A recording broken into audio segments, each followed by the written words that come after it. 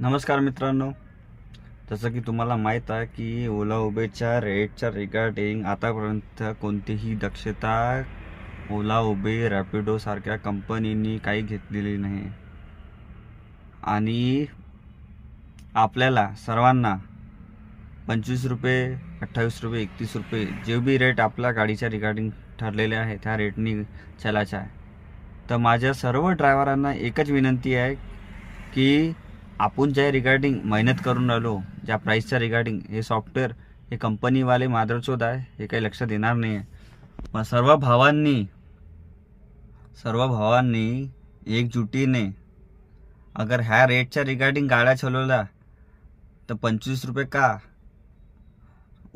पुढच्या भविष्यामध्ये अगर 30 रुपयाच्या रिगार्डिंग बी गरज पडली महागाईच्या नुसार तरी तुम्हाला घंटा भेटणार नाही आहे.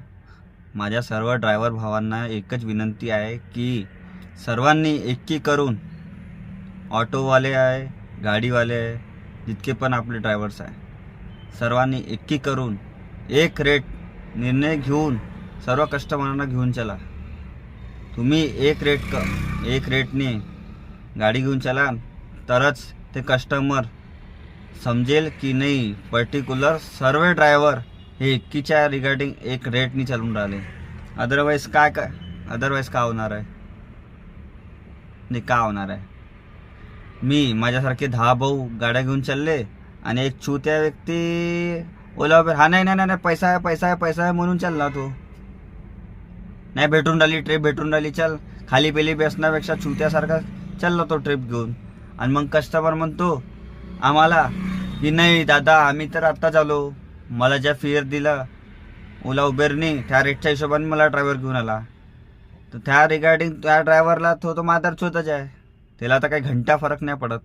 पण तुम्हाला तर माहीत आहे ना की कोणत्या हक्काने आपण चालून, ज्या हिशोबाने महागाई आहे, आपल्या गाडीचा मेंटेनन्स आहे, भाडा आहे, EMIs आहे, घरच्या आहे, तामजाम. काय भावांनो, लाज ठेवा स्वतः. नाही होत असेल, नाही स्वतःची लाज, साला बांगड्या घाला, बांगड्या. हे सर्व तुमच्या परिवारासाठी, तुमच्यासाठी, बाकीच्या भविष्य होणाऱ्या काही गोष्टीसाठी आहे चालू. आता 25 रुपये आहे, उद्या जाऊन समोर जाऊन महाराष्ट्रामध्ये या फिर अदर कुठे बी कोणत्याही स्टेटचे तुम्ही व्यक्ती असाल, महागाई वाढणार नाही का? तुमच्या काही भत्ते हे का होणार नाही का? लक्षात ठेवा ह्या गोष्टीकडे. धन्यवाद.